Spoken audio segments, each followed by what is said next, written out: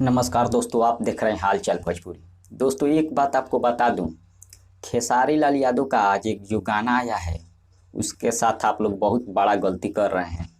सबसे पहले हम बता दें आपको गाने के बारे में। तो दोस्तों, गाने का बोल है, जाई देवर जी दौरा ले आई।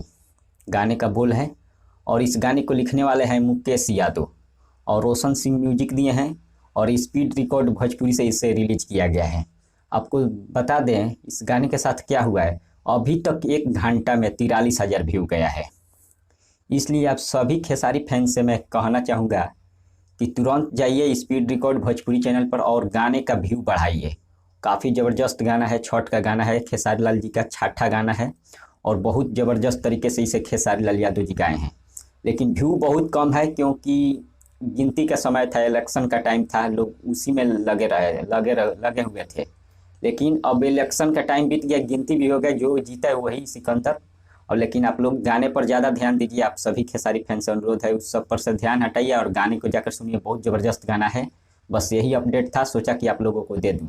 तब तक बने रहिए हमारे साथ, मिलते हैं अगले वीडियो में। धन्यवाद।